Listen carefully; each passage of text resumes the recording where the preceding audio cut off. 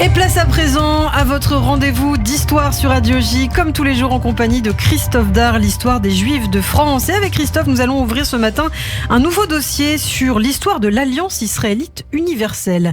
Née en 1860 à Paris, dans un contexte où l'antijudaïsme est important et alors même que la population juive s'accroît en France, l'institution contribue à l'émancipation de la condition juive, à la modernisation des communautés juives et plus largement de leur pays d'accueil grâce à un important réseau d'écoles qui aujourd'hui encore, plus de 160 ans après sa création, a toujours un rôle important. Nous allons donc vous raconter l'histoire de l'Alliance israélite universelle à travers le livre écrit notamment par l'historien Georges Bensoussan et paru en 2020 chez Albin Michel.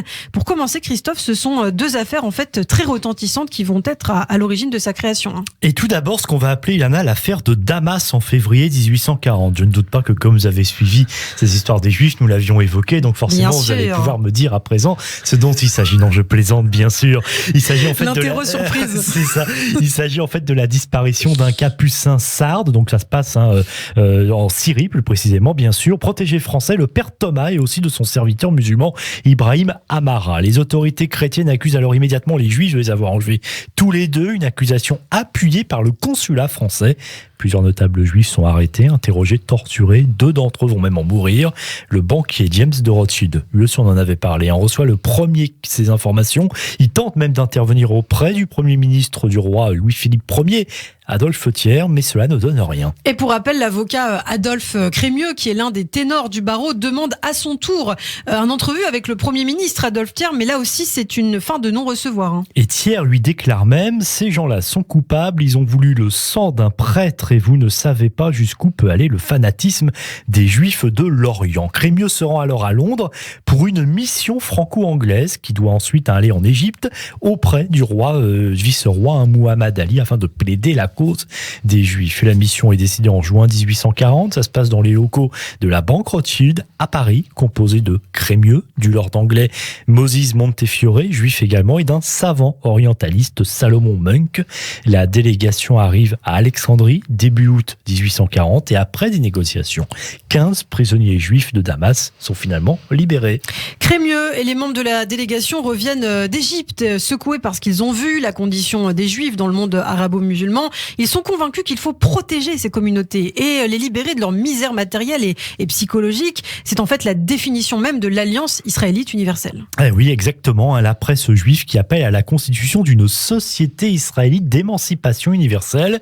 On parle même déjà à cette époque, c'est intéressant, d'un congrès mondial consacré à l'émancipation des Juifs. En fait, c'est le précurseur de ce que sera le premier congrès sioniste mondial de Bâle en 1897 avec Théodore Herzl. En 1858, du coup, le journaliste et professeur de philosophie Isidore Cahen, qui succédera un an plus tard à son père à la tête d'une revue, les Archives israélites, annonce la création d'une institution à destination des Juifs persécutés. Cette même année, 1858, éclate une autre affaire assez comparable à l'affaire de Damas, 18 ans plus tôt. Elle se passe cette fois en Italie, plus précisément à Bologne, et on la surnomme l'affaire Mortara. Oui, à Bologne, des gendarmes du pape enlèvent de la maison familiale un jeune garçon juif de 6 ans, Alfredo Mortara, pour le confier à l'église et l'élever dans la religion catholique. Le petit garçon a même été baptisé auparavant par une gouvernante catholique qui pensait que le petit garçon allait mourir.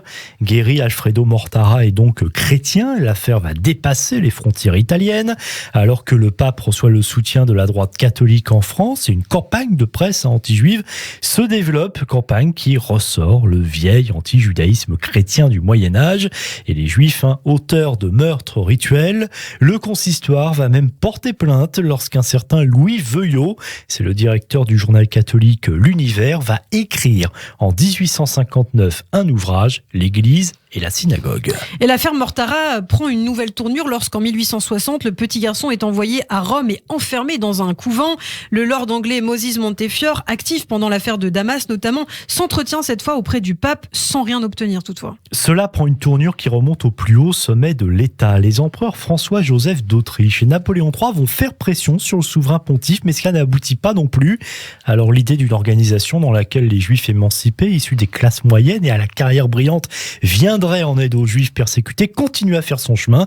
Et c'est justement dans la revue Les Archives israélites, d'Isidore Cahen dont on parlait, que l'on a un titre, Alliance juive universelle.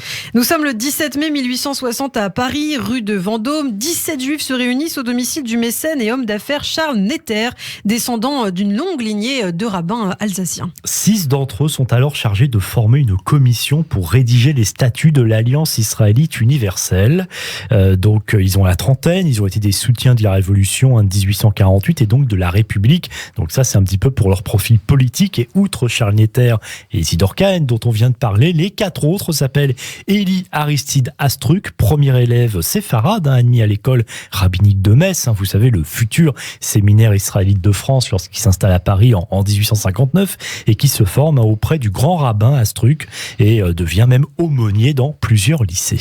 Alors il y a aussi Eugène Manuel, poète et professeur, Narcisse Léven, avocat à la Cour d'appel de Paris et assistant d'ailleurs d'Adolphe Crémieux, et un certain Jules Carvalho, ingénieur. Oui, les 6, vous le voyez, sont pas connus, en tout cas pas aujourd'hui. Il était sans doute évidemment beaucoup plus à l'époque. Et surtout, ce qui est intéressant, c'est qu'ils exercent des métiers différents. Eh oui, mais les fondateurs, si vous l'avez aussi noté, n'appartiennent pas au monde religieux et pas non plus aux élites fortunées. Alors à l'époque, notamment au consistoire, les rabbins ou effectivement les banquiers, par ailleurs, pouvaient obtenir des places importantes. Et vous allez me dire aussi, Lana, où sont les femmes ? Où sont les femmes ? Bah oui, il n'y en a pas. Car parce que comme partout, hélas, à cette époque, dans cette société très patriarcale, il faut dire que finalement, pendant longtemps, on n'avait pas beaucoup évolué sur ce point. Eh bien, ils ne sont pas là.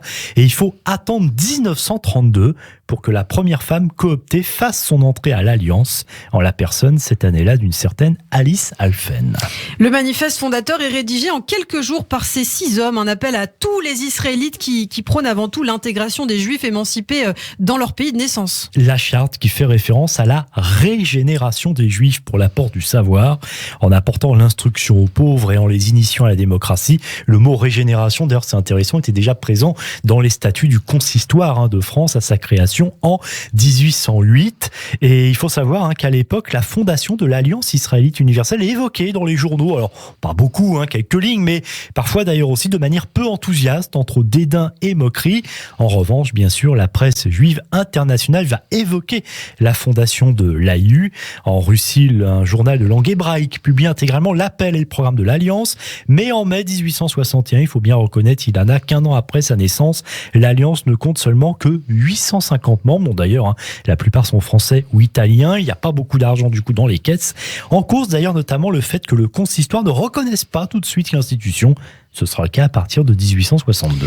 Adolphe Crémieux devient président de l'Alliance israélite universelle en 1863, poste qu'il occupera jusqu'en 1880, alors qu'il va cumuler des fonctions très importantes au sommet de l'État durant cette période. Et là aussi, on a souvent évoqué Adolphe Crémieux, mais il ne fait pas partie des fondateurs en 1860, si vous l'aviez remarqué. Et en fait, il faut dire qu'à ce moment-là, il s'était retiré des affaires de la communauté juive, car ses enfants avaient été convertis à son insu par son épouse au catholicisme. Donc forcément, il préférait s'éloigner de tout cela. Et finalement, avec l'arrivée de Crémieux à la tête de l'Alliance, hasard ou pas d'ailleurs, le nombre d'adhérents grimpe. 2878 en 1864, 3900 l'année suivante et 13 370 en 1870. Du coup, des comités locaux fleurissent un peu partout. L'Algérie, département français depuis 1830, mais aussi au Maroc et en Tunisie, qui sont des protectorats, ainsi qu'en Turquie, en Allemagne, dans la plupart des pays européens, et également en Palestine ottomane, ainsi qu'en Libye, en Irak, en Égypte et même aux États-Unis, au Brésil et en Colombie. Et dès le début, les objectifs de l'Alliance sont clairs, notamment créer un centre de documentation relatif au judaïsme à partir d'un premier fonds légué par le savant Salomon Munk, qui deviendra professeur au Collège de France et sera quelques mois président de l'Alliance. Merci Christophe pour ce premier volet de l'histoire des Juifs de France consacré à l'Alliance israélite universelle. Radio J.